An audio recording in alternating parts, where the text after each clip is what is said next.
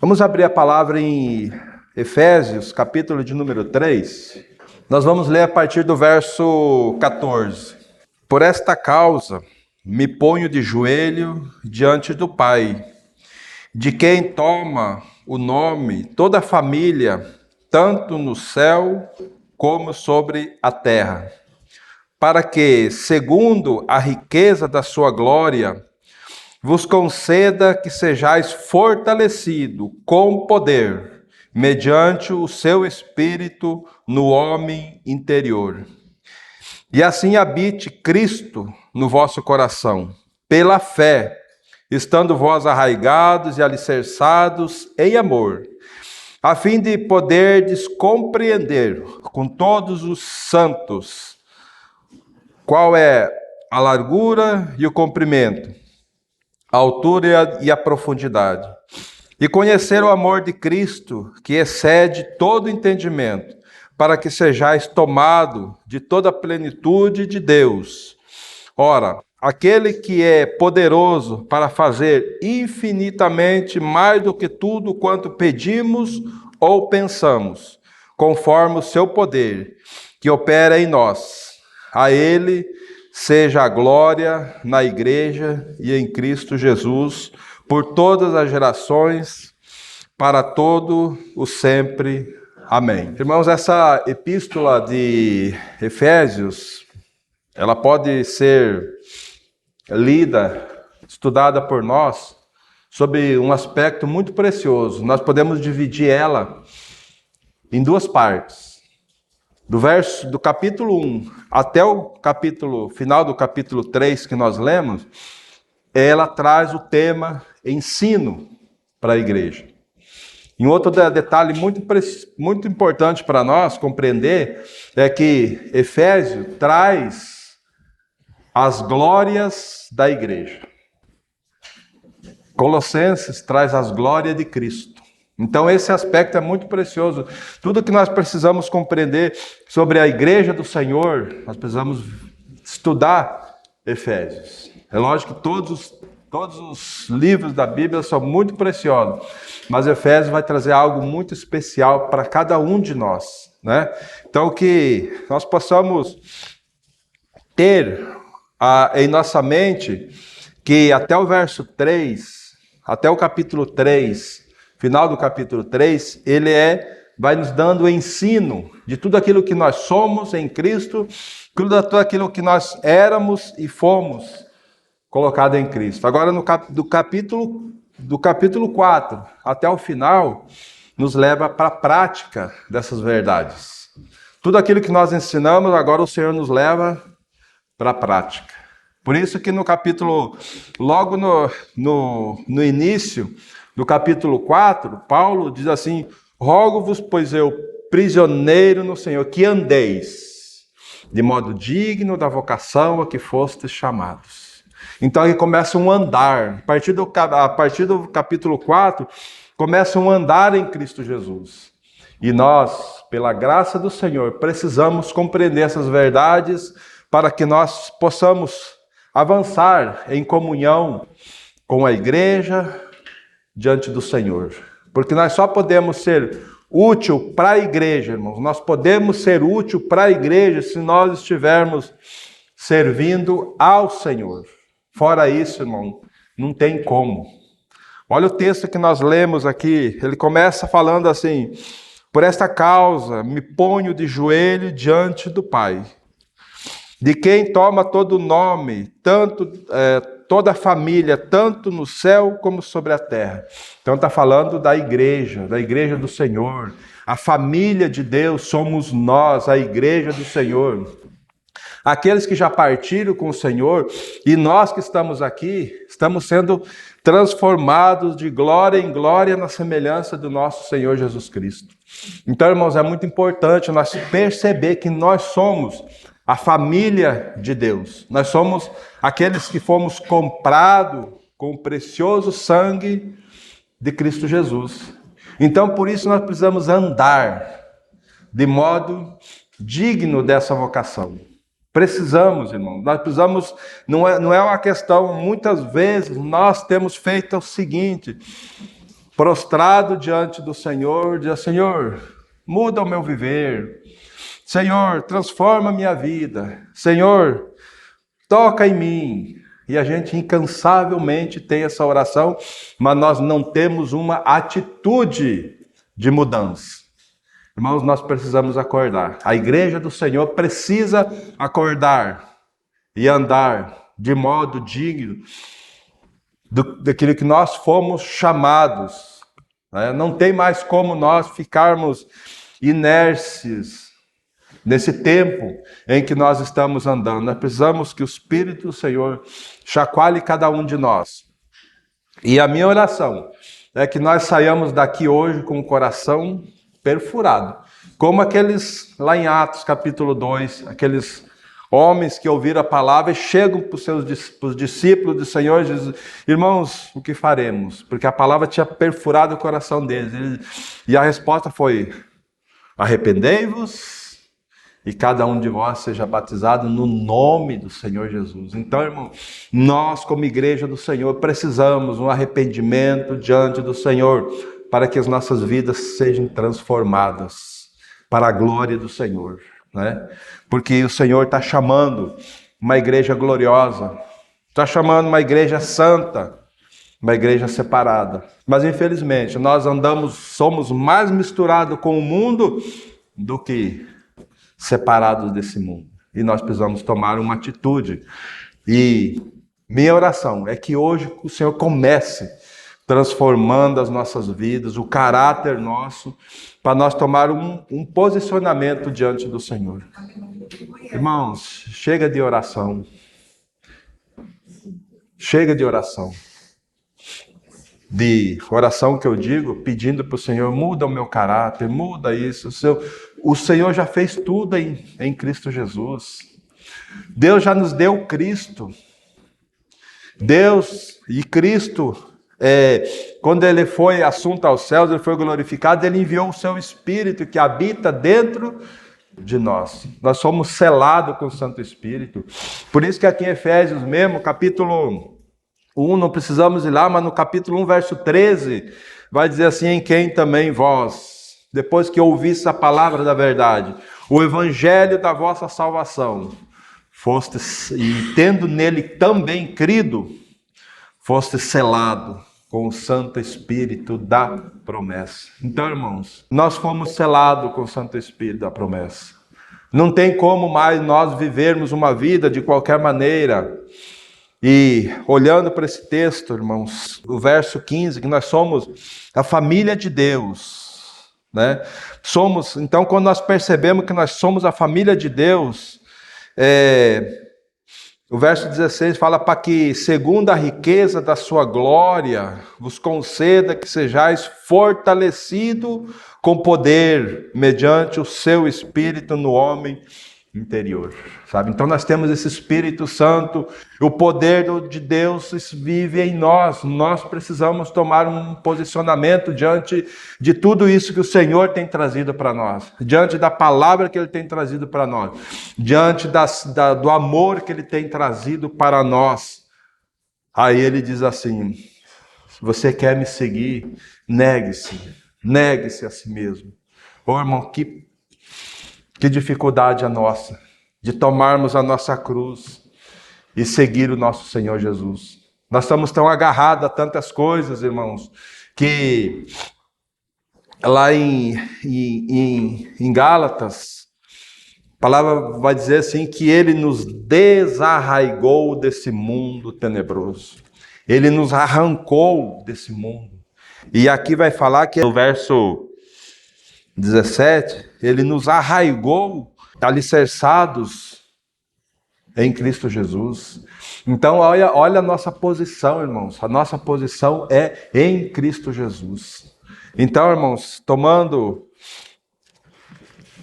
compreendendo esse poder que habita dentro de nós, para que nós possamos, então, ter uma posição. E o verso 17 fala assim: então, quando nós percebemos no verso 16 que o Espírito Santo habita em nós, no nosso homem interior, né? No verso 16 ele diz assim: habite Cristo no vosso coração, pela fé. estando vós arraigados e alicerçados em amor, a fim de poderdes compreender com todos os santos qual é a largura, o comprimento, a altura e a profundidade, sabe? Quantos de nós temos levado a vida cristã de qualquer jeito, irmão? Nós precisamos perceber que essa vida cristã nossa, ela tem um alicerce muito sólido, que é Cristo Jesus, Cristo e sua obra. Sabe, isso nos garante todo o suprimento que nós precisamos.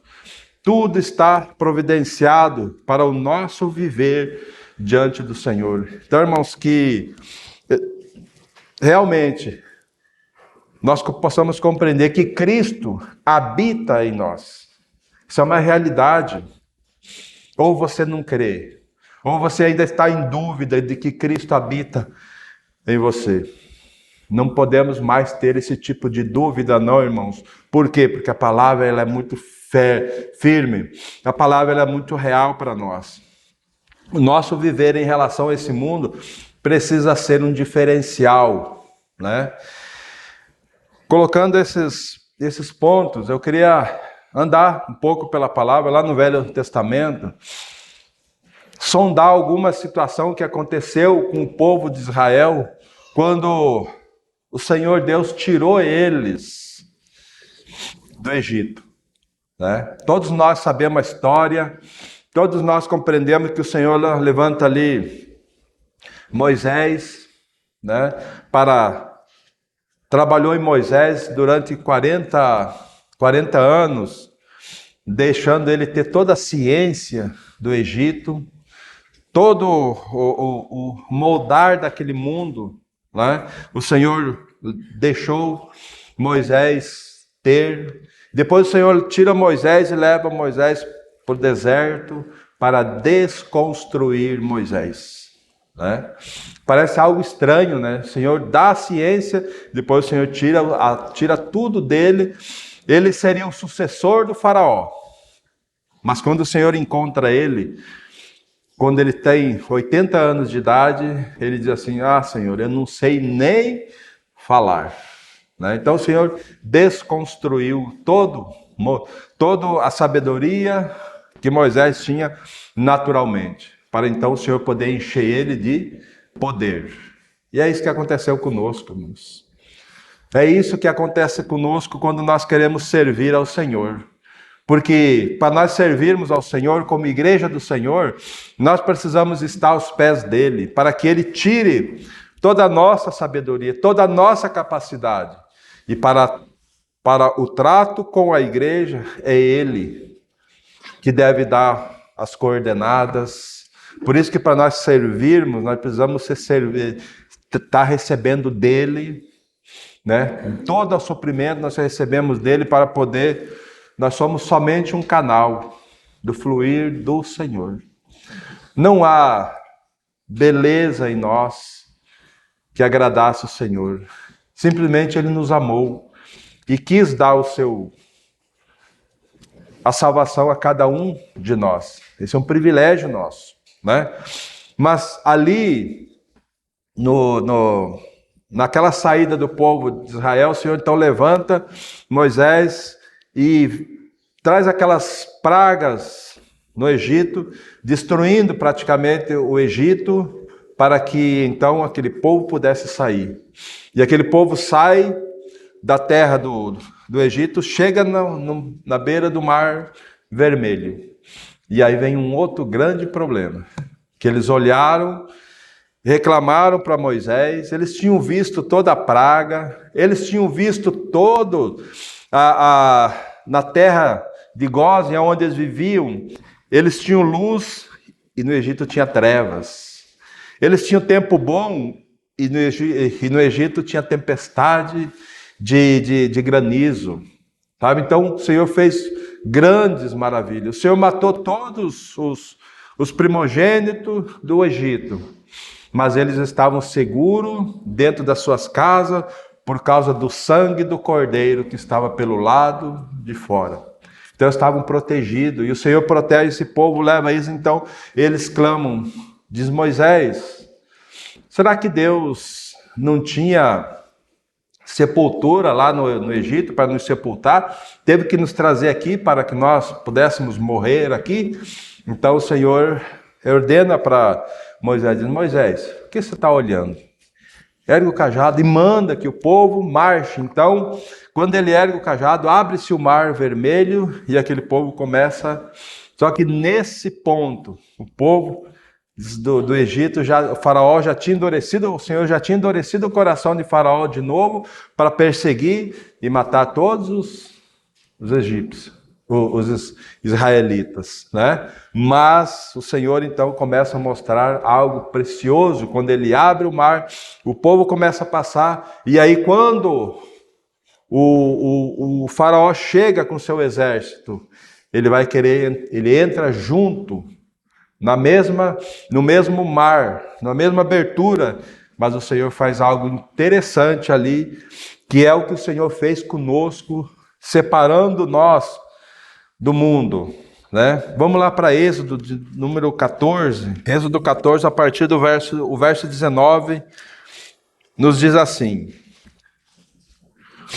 quando o povo do Egito, o povo de Israel estava passando pelo mar, e então os egípcios entraram junto, e aqui no verso 19 o Senhor fala assim: então o anjo de Deus que ia adiante do exército de Israel se retirou e passou para trás deles.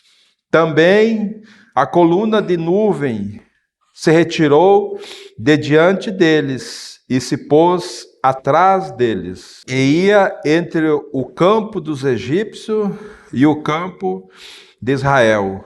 A nuvem era escura para aqueles e para estes esclarecia a noite, de maneira que em toda a noite este e aqueles não puderam aproximar-se.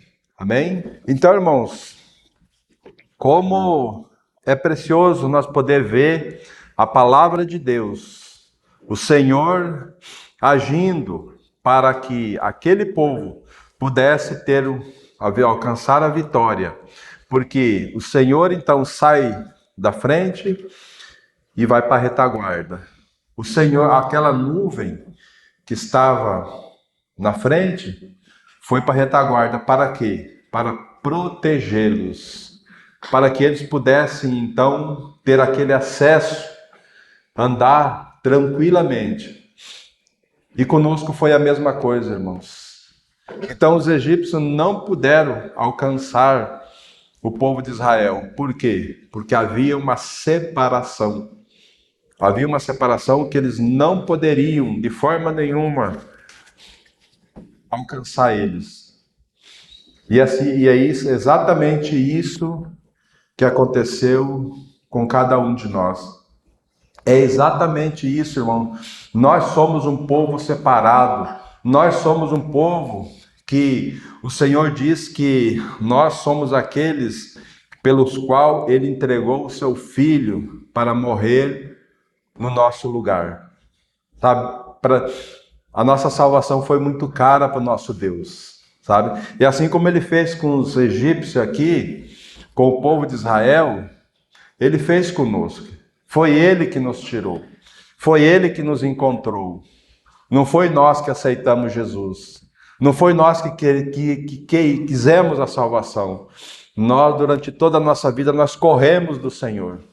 Mas Ele nos alcançou, Ele nos ganhou com o seu grande amor, e hoje Ele tem se revelado a cada um de nós. E há um abismo, irmãos. Há um abismo. Por que que o Senhor tinha um caminho que o Senhor podia ter conduzido aquele povo para a terra de Canaã, mas o Senhor teve que passar pelo mar. Por quê? Porque não tem mais volta. Quando o mar se fechou, irmãos, acabou o retorno, e é isso que aconteceu conosco também. A nossa salvação, ela é segura. Os dons de Deus são irrevogáveis. Se Deus nos deu a salvação, Ele não nos tira. Agora Ele exige que nós andemos de forma digna da vocação a que nós fomos chamados. Não tem como você retornar mais, não, irmão. Se você creu no Senhor, a tua vida só tem um caminho em frente. Dependa do Senhor. Busque a mente do Senhor, para que então Ele possa esclarecer todo o propósito que Ele tem para cada um de nós. Então a gente olha um texto desse, irmão, você vê o amor de Deus, você vê o cuidado de Deus, você vê que o Senhor então conduz aquele povo para passar aquele mar vermelho com segurança. E quando eles passam, o Senhor então faz com que Moisés levante o seu bordão e a água retorna. A água retorna e os egípcios ficaram todos sepultados no mar, né? E esse caminho, irmão, o Mar Vermelho, tem tudo a ver com a cruz. Porque eles foram batizados, eles passaram pelo Mar Vermelho. E nós passamos pela cruz. Sabe? Nós passamos pela cruz. E lá do outro lado, o Senhor, então, a promessa de Deus era levar eles para Canaã. A promessa era para levar para Canaã, né? Mas eles ficaram durante 40 anos no deserto. 40 anos. Para quê que eles ficaram 40 anos? Por causa da dureza do coração deles. Nós fomos salvos e o Senhor nos deu a promessa da vida eterna em Cristo Jesus. Mas durante a vida que nós temos aqui agora, Ele nos colocou num deserto. A vida que nós temos aqui é um deserto. É uma vida de sofrimento, é uma vida de angústia, mas é uma vida de esperança. Uma vida que nós precisamos entregar tudo para o Senhor, para que Ele conduza cada um de nós, segundo o propósito que Ele tem para nós.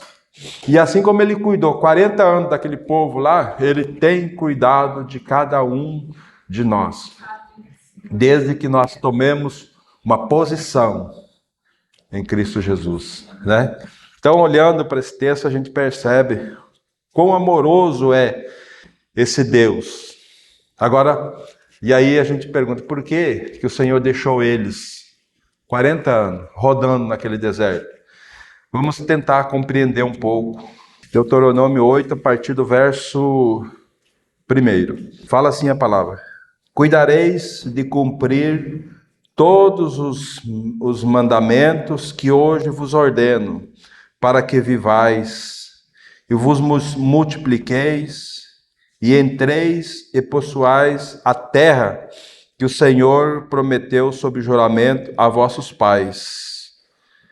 Recordar-te-ás de todo o caminho pelo qual o Senhor teu Deus te guiou no deserto esses 40 anos, para te humilhar, para te provar, para saber o que estava no teu coração, se guardarias ou não os seus mandamentos.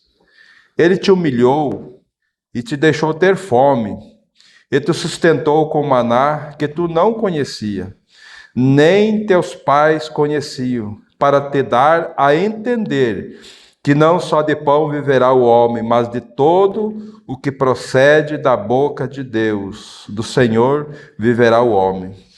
Nunca envelheceu a tua veste sobre ti, nem inchou o teu pé nesses 40 anos. Sabe, pois, no teu coração, que como um homem disciplina a seu filho, assim te disciplina o Senhor teu Deus. Amém? Que texto precioso para nós ver, irmãos. Por que nós estamos nesse deserto? Para o Senhor, porque o Senhor conhece o nosso coração. Ele sabe quem nós somos. Nós é que não sabemos. Nós é que não sabemos quem nós somos. O Senhor deixou esse povo durante 40 anos.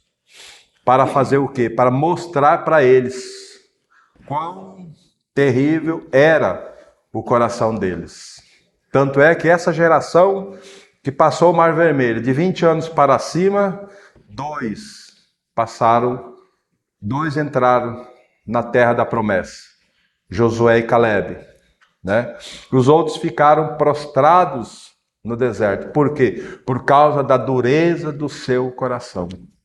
Então, irmão, nós precisamos compreender que nós, nessa peregrinação que nós estamos aqui nesse mundo, tempos difíceis virão, mas com um propósito, para mostrar para nós a dureza do nosso coração. Por isso é que nós somos a igreja do Senhor. Por isso, irmãos, que nós precisamos de uns dos outros.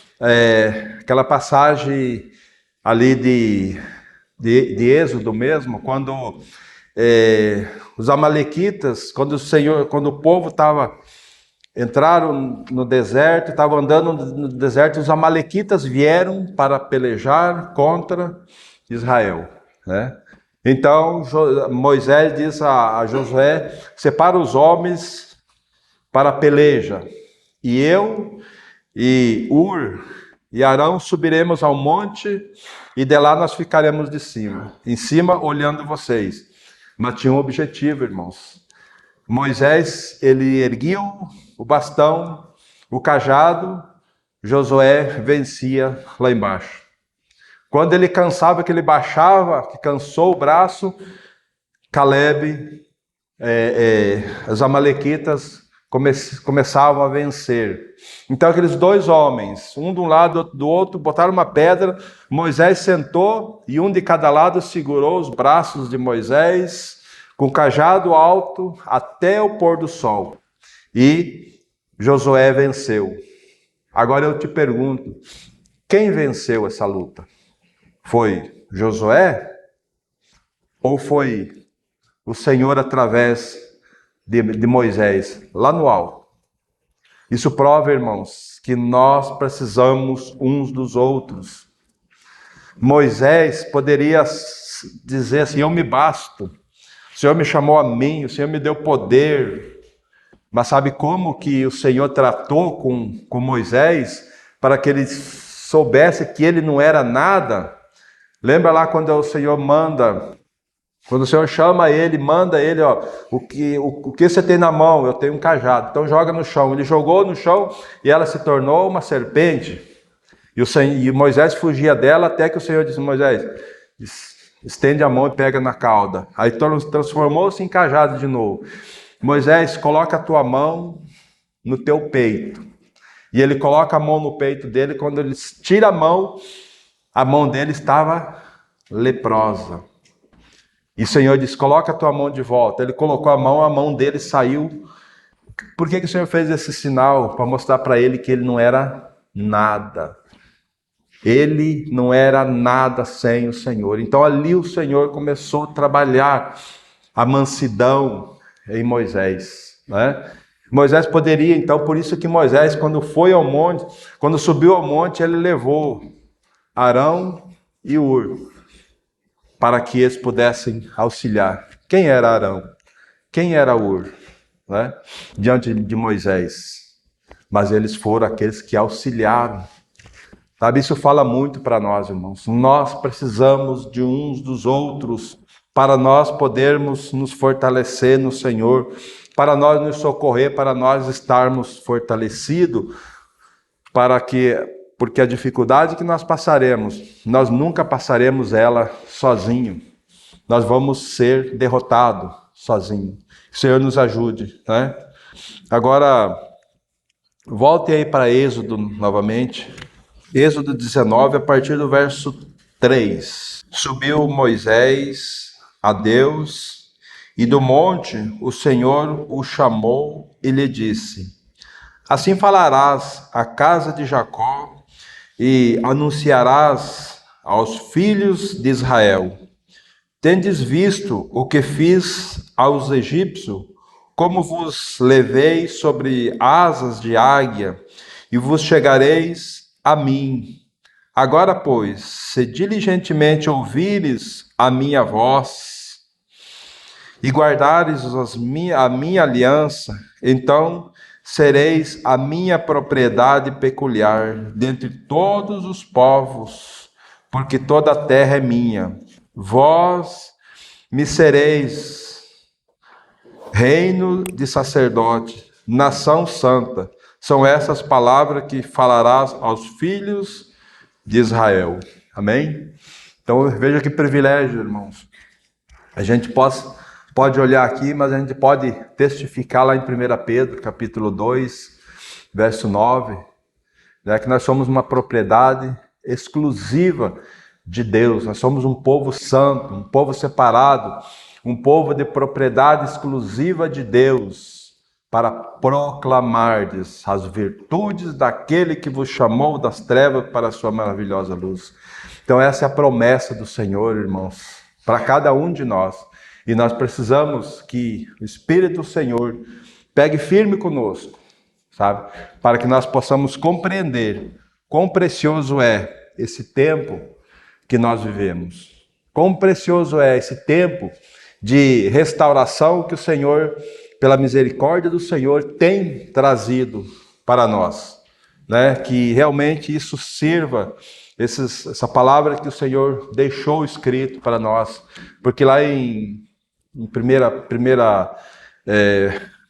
Coríntios, capítulo 10, lá vai nos falar que toda a palavra foi para o nosso ensino, para a nossa advertência, para que nós, através dela, pudéssemos ver aquilo que o Senhor fez, através das épocas, para nos ensinar, para nos dar uma vida de comunhão com Ele.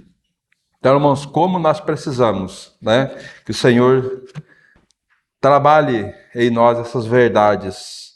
Voltando lá para o nosso texto de Efésios, novamente, Efésios capítulo 3, verso 17, agora fica mais claro para nós, dizendo assim: e assim habite Cristo no vosso coração pela fé, estando vós arraigados e alicerçados em amor. Então, nós somos aqueles que fomos plantados em Cristo, nossa vida é Cristo e nós não pertencemos mais a nós mesmos. Por isso que o Senhor Jesus, lá no Sermão do Monte, em Mateus, ele diz para os seus discípulos: vós sois a luz do mundo. Vós sois o sal da terra, né? Se o sal for insípido, para nada mais presta, a não ser jogado fora e pisado pelos homens. Então, irmãos, que nós possamos depender do Senhor para restaurar o sabor daquelas pessoas que olham para nós. As pessoas estão desesperadas, as pessoas querem uma solução, e uma solução, muitas pessoas ímpias, e para a vergonha nossa, cristãos, esperando uma solução do governo. Sabe, irmãos, como nós precisamos que o Espírito pegue firme conosco, para nós olhar somente para Cristo, porque Ele é a nossa salvação, Ele é a nossa paz, Ele é o conforto para o nosso coração, né? E não as circunstâncias pelas quais nós vivemos, né? Então, devemos pegar pela fé, irmãos, essa firme convicção. E colocando então para agora para a parte prática. E eu, assim, estudo, irmãos, esse capítulo, esse livro de Efésios, são 6 capítulos, 3 e 3, os irmãos vão poder perceber quão precioso é o Senhor ensinando, e depois Ele levando nós para a prática. Por isso que Ele diz agora no capítulo 4, verso 1, Ele diz: rogo-vos, pois eu, o prisioneiro no Senhor. E aqui nós precisamos compreender, nós somos servos do Senhor, nós somos prisioneiros dEle. Por que somos prisioneiros? Porque Ele nos comprou com precioso sangue.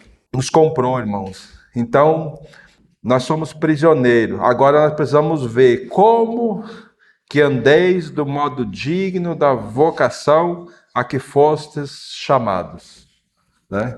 Qual é a vocação nossa? Qual é a vocação de cada um de nós? O Senhor nos chamou para quê? Né? Lá em Efésios, aqui mesmo em Efésios capítulo 1 vai responder para nós. Qual que é a vocação do Senhor para cada um de nós? Ele já nos dá uma alegria muito grande aqui no capítulo 1, verso 4. Ele diz assim: como nos escolheu nele antes da fundação do mundo, para sermos santos e irrepreensíveis perante ele em amor.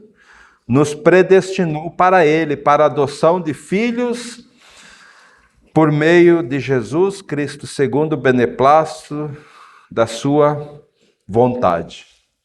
Então a vontade do Senhor, irmãos, a vontade de Deus é que nós fôssemos filhos. Filhos. Por isso que Jesus teve que morrer naquela cruz. Porque ele era o unigênito. Aí depois que ele morre naquela cruz, ele ressuscita, ele se torna o primogênito, o irmão mais velho. Então nós somos filhos de Deus, irmão de Cristo Jesus. Agora todo o desejo de Deus é que nós sejamos filhos semelhantes a Ele. Semelhantes. É por isso, irmãos, que o Senhor vai pegar firme conosco. Sabe por que a nossa semelhança com Cristo, o Senhor não confiou a nós. O Senhor confiou ao seu Espírito que veio habitar em nós.